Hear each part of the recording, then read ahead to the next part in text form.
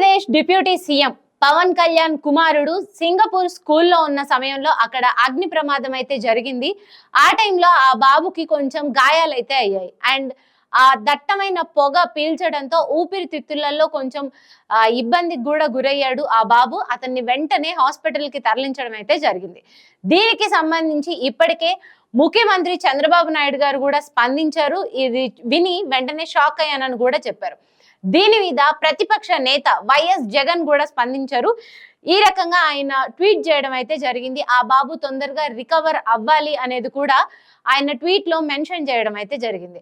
అయితే దీని గురించి కొంతమంది ఎలాంటి అభిప్రాయాలు వ్యక్తం చేస్తున్నారంటే, మామూలుగా వైఎస్ జగన్ పవన్ కళ్యాణ్ విషయంలో కాస్త దురుసుగానే మాట్లాడతారు. మొన్న ఆ మధ్య మాట్లాడుతూ కూడా ఆయనకి కార్పొరేటర్ కి ఎక్కువ, ఎమ్మెల్యేకి తక్కువ అనే మాటలు కూడా మాట్లాడారు.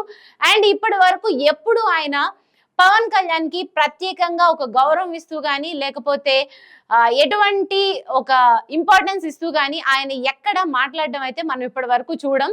ఎందుకంటే ఆయన ఆంధ్రప్రదేశ్ రాజకీయాల్లో అసలు పవన్ కళ్యాణ్ ని ఒక రాజకీయవేత్తగా గాని, రాజకీయ నాయకుడిగా గాని ఆయన్నైతే గుర్తించలేదు ఇప్పటి వరకు వైఎస్ జగన్. ఎందుకంటే ఇది ఆయన మాటల్లో స్పష్టంగా అయితే అర్థమవుతుంది. కానీ ఈ టైంలో ఇలాంటి కొంచెం బ్యాడ్ ఇన్సిడెంట్ జరిగిన టైంలో మాత్రం ఆయన పవన్ కళ్యాణ్ గారి గురించి అండ్ ఆయన కొడుకు గురించి ఆలోచించి ఈ ట్వీట్ చేయడం అయితే బాగుంది, ఆనందంగా అనిపించింది అని అయితే పవన్ కళ్యాణ్ అభిమానులు అయితే మాట్లాడుతున్నారు.